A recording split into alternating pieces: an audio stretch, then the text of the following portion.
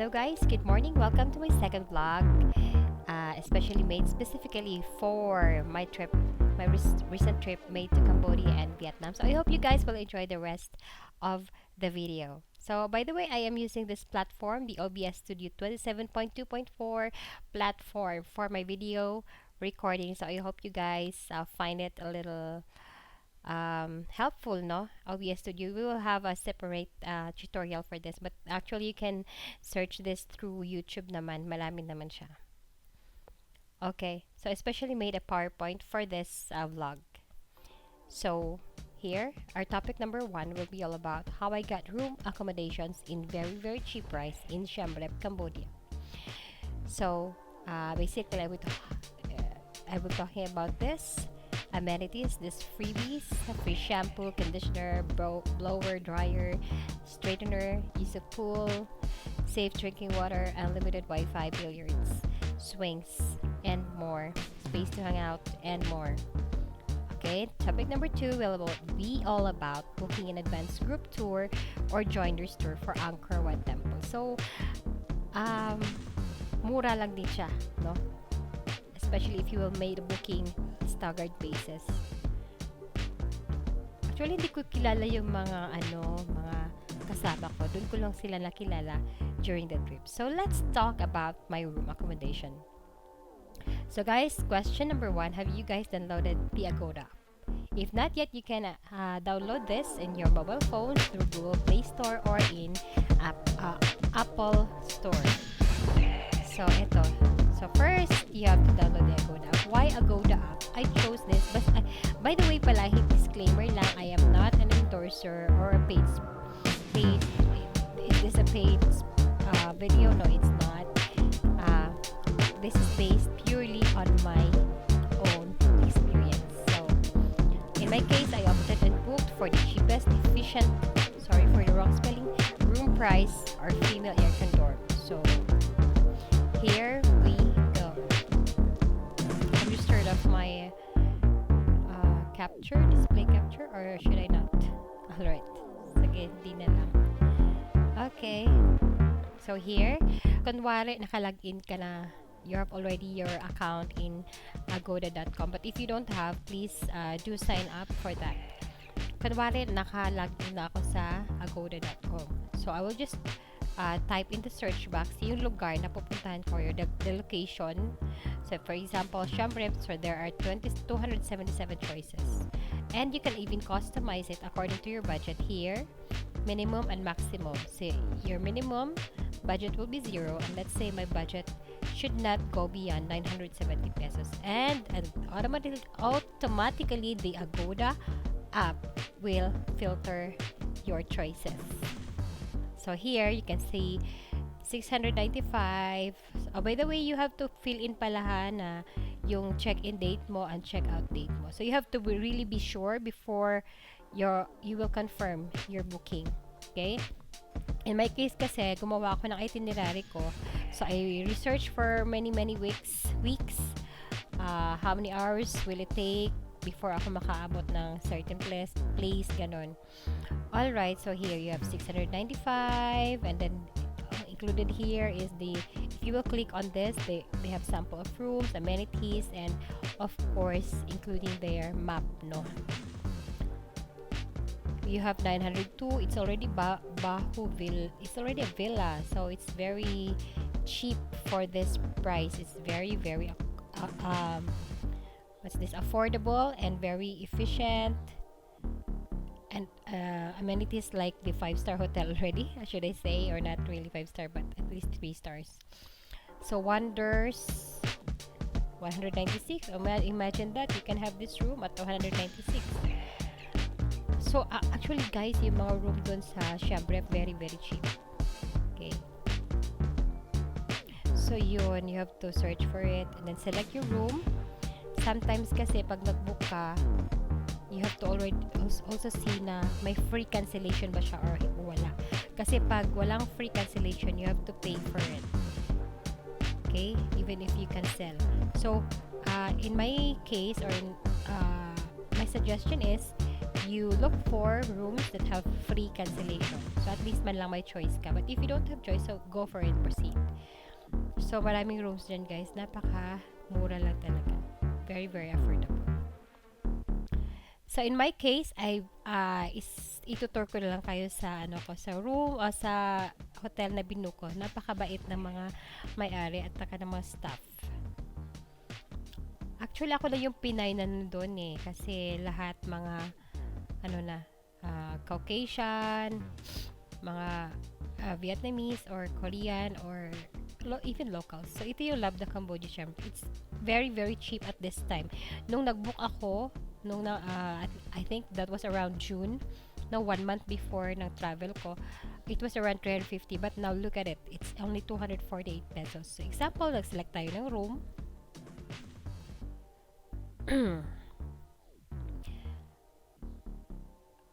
Actually, I did not expect that lahat ng amenities dun is free, like the unlimited shampoo, unlimited conditioner, kasi I was used to bigyan lang tayo sa room ng sachet na shampoo. Doon talagang sobrang dami, kahit damihan mo pa, kahit magbaon ka pa. Okay, tapos yung water nila very, very clean. Okay, ang tagal niya guys. Anyway, I will not be taking too long here. Basta yun ang i-book ninyo, agoda.com. Tapos be ready with your ATM or your debit card and or your credit card. Actually, yung ginamit ko rin dito is GCash. Yes, pwedeng mag-GCash dito sa pag-book sa Agoda. Kahit nasa labas ka pa, okay? Kahit nasa Vietnam ka kunwari, tsaka ka pala nag-book, yes, you can also use the GCash card. That's right. You just have to bring your SIM card, your Globe or Smart SIM card in Vietnam, no? Don't, lahat ng magte-text sa'yo, marireceive mo dun. Kasi worldwide na yung Globe at saka Smart natin. You have to have the code kasi pag nag-transact ka ng GCash. So, this was my room. My free pool. Ganda ng mga rooms nila. Very clean. Mga dorm. Yung bed mo, napaka cozy. Sorry for that. And then, you have to book that one. And then, yun nga, after you will book, they will send you an email, confirmation email. Tapos, yung naka-PDF na naka-attach sa email mo, yun yung ipapakita mo mamaya or kunwari bukas sa staff ng hotel. Okay. Now, let's proceed to my accommodation in Ho Chi Minh in Vietnam. So, in my case, I pre-booked while I'm still in the Philippines. It's a very, very cheap at a price of, I think, 160 pesos. Kaya ko siya binook. It's located in Boy Vien Street. Nasa center lang din siya. Actually, magkalapit lang Boy Vien Street at saka yung Pham Ngulao. Yung Pham Ngulao, yun yung area na malapit sa park. Doon nakahilera yung mga ticket or bus ticket agencies, no? So, kunwari, papunta ka ng Vietnam o ng Cambodia, doon nakahilera lahat. So, kalapit na sila. So, binook ko siya, 162 pesos. But I was very, very disappointed kasi basta, mabaw. Yung amoy iba.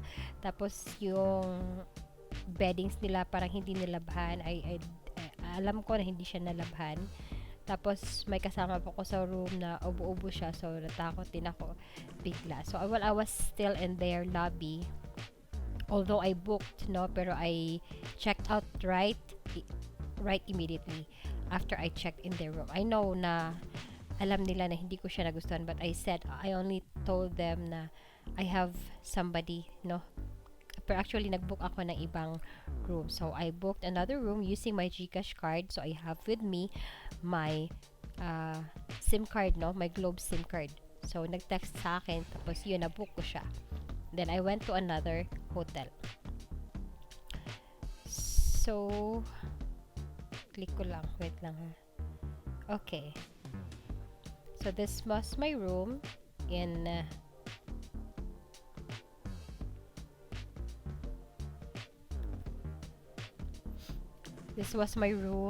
Ho Chi Minh. It's actually called Red Doors.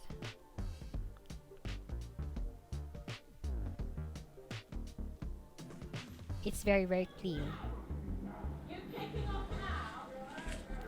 So, ano, mag-isa lang ako dyan. Hindi ko na-expect na napakalaki niya. Parang siyang Airbnb type. So, I have my own kitchen. I have my own sofa. I have my own study room. Like cabinet. So, ang laki ng bed ko din. Yun. So, this room is very, very clean. Ayun. Most of the time, most of them so just trying to calm them down. So, yun guys. Yun yung room ko sa Ho Chi Minh. So, I'll be making another vlog for that. Ito yung confirmation email na sinend sa akin in my email. So, yun yung pinakita ko sa teller. So, you have to print that out or have it in your cellphone. Tapos, yun lang ipakita mo. Digital copy sa staff. So, it looks like this. Booking confirmation. So, ito yung papakita mo na na copy doon sa teller. Tapos, let's go to my Angkor Wat tour. Paano ko siya binook? Tapos, yung hop on hop off bus ko din. Paano ko siya binook, no? Oh, no. Okay, so let's go to this site. I think familiar din kayo dito. It's called Klook. So, very, very trusted. Ano ko na rin to app. You can have it in your cell phone or your iPad. Or in your desktop, even in your desktop. So, make sure na yung currency dito is naka-customize mo siya sa Philippine peso. Okay? And then, you must have signed in. So, you just have, same with the agoda, type in your destination, and then search. Alright? For, let's say, example, in my hop on, hop off bus. Sorry. Hop on, hop off in Ho Chi Minh. So, yun. Pass. Okay.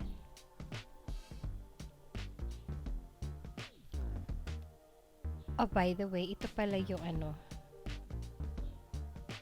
yung itsura ng ticket booth doon sa Ho Chi Minh, no? Doon kayo magmi-meet up ng bus mo, na hop on hop off bus. So, yun yung starting point mo. So, basically, you just have to ride a grab bike from your hotel. Ăn có đi không vậy? Là 4 chén người lớn, 1 chén ít. 4 chén người lớn, 1 chén nhỏ. Okay, so hindi ko na siya papatagalin pa. Basta yun yung itsura niya.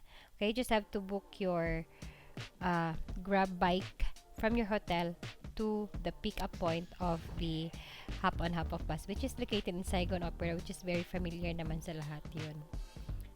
Very common na place.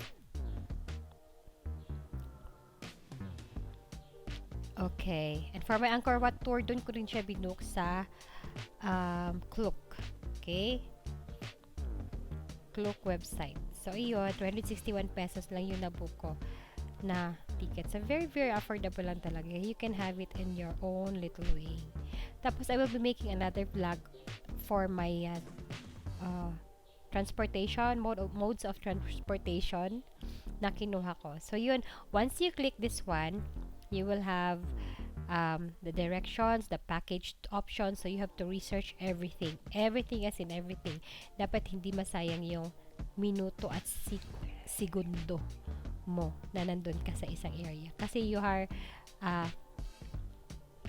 an itinerary to follow or else ma-out of budget kapag hindi na-follow mo yung itinerary mo. So, yun lang guys. So, I hope you enjoy and you learned something from my video. See you in my next vlog. Bye!